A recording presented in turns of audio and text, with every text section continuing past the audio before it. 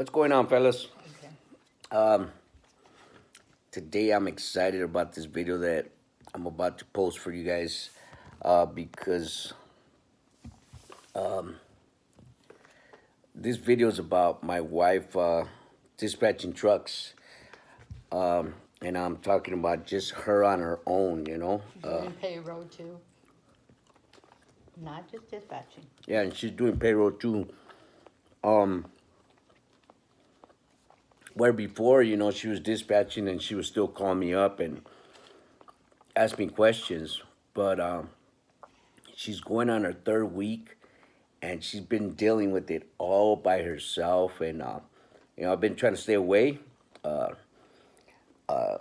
she's been dealing with three trucks, And then one night, three trucks, and I've been doing this other account and working with this other company, Accurate Transport, with two trucks.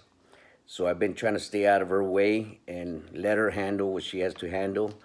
So I just want to give you guys a video about how the wife helps me out, and she brings in money with me, and she makes her own money, and how she's doing. Let's see how she's doing. Past 3 weeks, she's been doing container work out of the port, which it's a headache. It is a headache, but I'll let her explain and tell you guys how it's going. So here's my wife's interview oh God, and us eating breakfast. So tell us, honey, how's it been for the last 3 weeks? pretty crazy. Crazy in what way? We've had over 30 loads to dispatch. Um, it's been a crazy week. I've had trouble with the PIN numbers. I had trouble with the appointment confirmation number. I don't like my drivers to sit around and twiddle with their fingers. One day they were sitting there at the port, 8 p.m. As all you truckers know, it was backed up pretty bad. We don't know why. We do and we don't. Why? But Why? They're saying that they were throwing the clerks party, a raffle party. Them bums. But who knows? And then they were saying that the computers were down. So who knows? Wow. But I really felt bad for them that day because I had to drive. While two of them were sitting there for over 5 hours, they had to wait for the second shift. One of my drivers were blocked in; they couldn't get out. My other driver. So let me ask you this.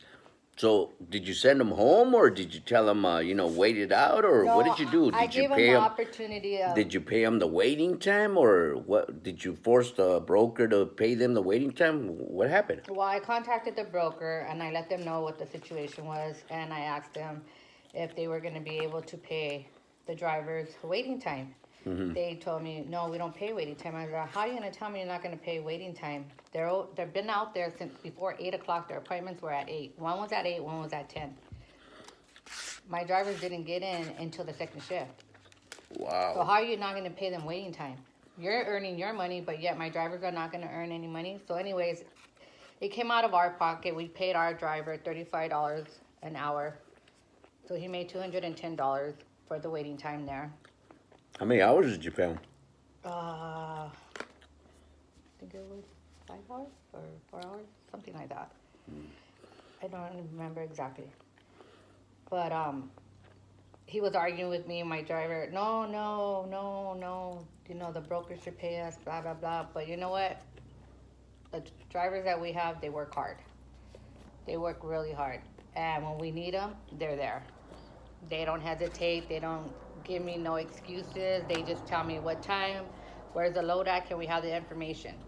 And my thing is I'll call the broker more than once to make sure that the PIN, the confirmation number is correct, because it's frustrating sitting out there and you don't have that information correct, because they end up sending, when you go to the port, they end up sending you in the port, through the port, and back out waiting in that line. And I don't see why they should have to go all the way back out to that line.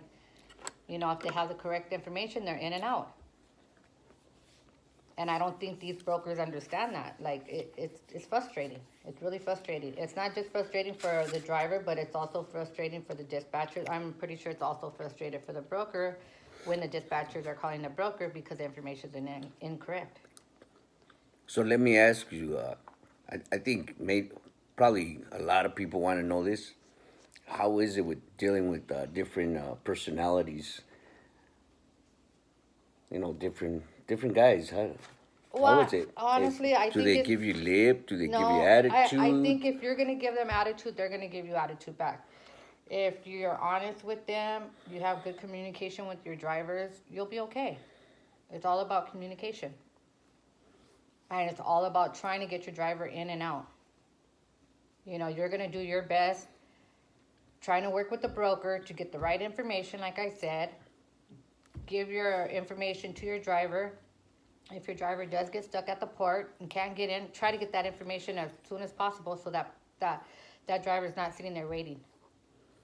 Cool. You got to keep your drivers happy. You have to. It's just like the brokers got to keep the companies happy. They got to get these loads out. But a lot of the time too, it's not the dispatcher's fault. It's not the driver's fault. It's not the broker's fault. Sometimes it is the port. Like what just happened this last week.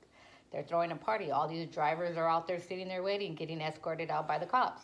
Yeah, Merce, get it together, you sons of biscuits. But other than that, it's pretty good. Honestly, like I told my husband, this week was the worst week. I had 5 dry runs.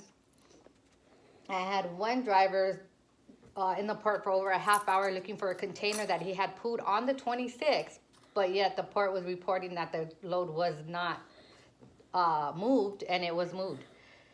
And we had the paperwork to back us up. That's another thing. You got to keep every piece of paper, every hand ticket, every ticket for your backup. And thank God we had it, so I sent it to the broker. But I mean, it can get frustrated. It can be difficult.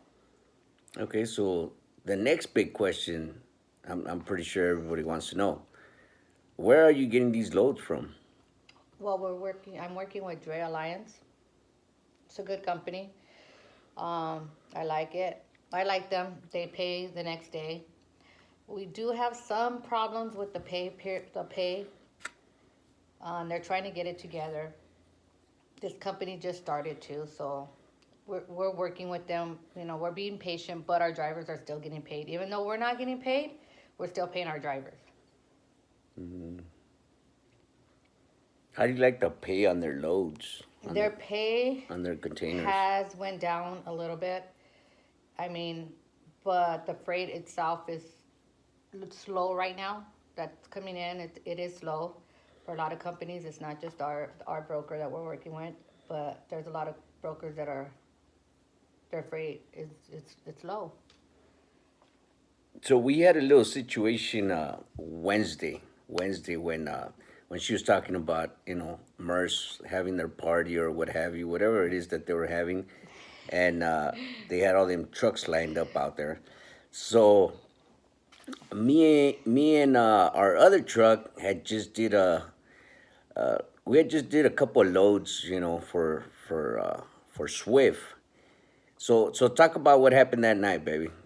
Tell them what happened that night. Well, that night, like I said, our drivers were out there waiting. I had one driver that was further in than the second driver. Further in the port. In the port. Yeah. Where had no choice. He had to stay. I mean, even though he could have went home, but even if he could have went home, he wouldn't. He's the type of guy that would work all night, all day. Our second driver had the opportunity to go home, and he took the opportunity to go home. And because he went home, I had to call 2 more drivers in to cover those loads. That would be Which would be my husband and another one of our other drivers, because we did have to get those loads out. Those loads were the 5 that I was telling you that were dry runs. The pre-passes were not paid. So I came to the rescue. The pre-passes weren't paid, so they had to reschedule those loads.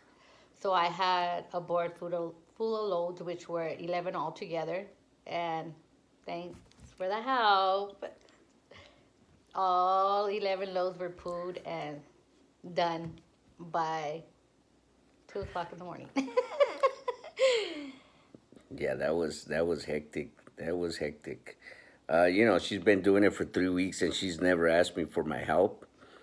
And I knew there was an issue when she called me up and said, I have so many loads on the board, I need to get them pulled out.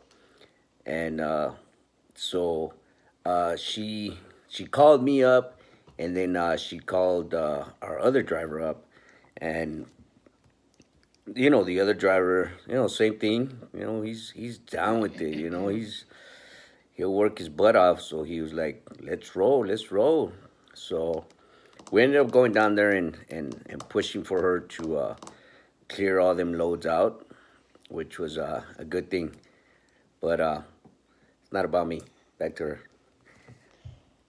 So above all, would you keep doing this? Would you keep doing your dispatching thing? Yes. I like it. I enjoy it. I like it for the fact that I'm here at home, so it's convenient for me. I get to still cook dinner, whatever I need to do. So when you get home, I still get to do my errands. I mean, it's pretty good. She's making great money. Yeah. So again, to recap, she's been at it for 3 weeks now, all by herself. And I actually thought I was gonna lose it this week. And she's dispatching, and at the same time, she's doing payroll. She's paying the guys. Some of these guys are going all day, and then she's got night drivers as well. So she's been working her butt off, trying to dispatch all these loads. And then dealing with him at the same time on the other line, bugging.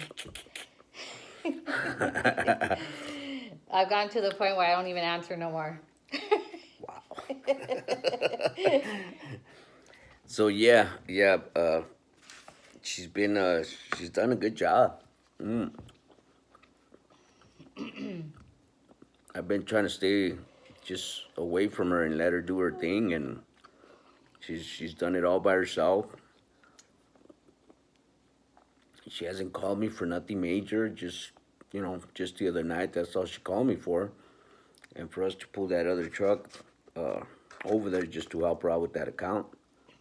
But she's doing great. And again, baby, who you hauling for? Dray Alliance. Would you recommend them to anybody? Oh yes, they're good. Like I said, there's a little bit of problem with the payroll, but they get to it. They get to it. We do get paid. Yeah. So I can't complain about that. I mean, like I said, it does come out of our pockets to pay our drivers because they're our drivers, and to keep our drivers, we got to keep our drivers happy. But yes, I do recommend them. They're real good. So I hope you guys like this interview. We are trying to expand, but we're expanding slowly. I got the wife doing the port side of the company, and I'm trying to do the dry van side of the company, and at the same time still working with the company called Accurate. I'm real grateful for them.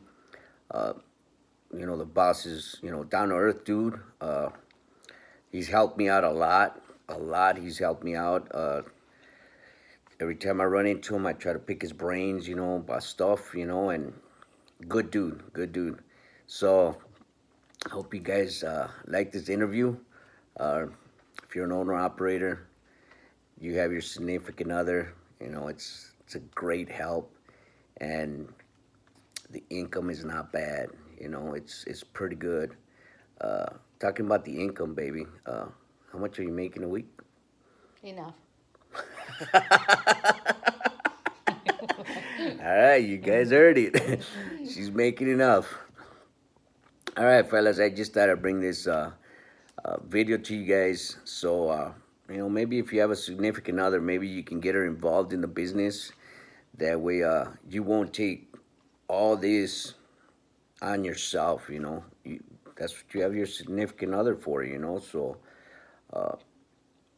you guys can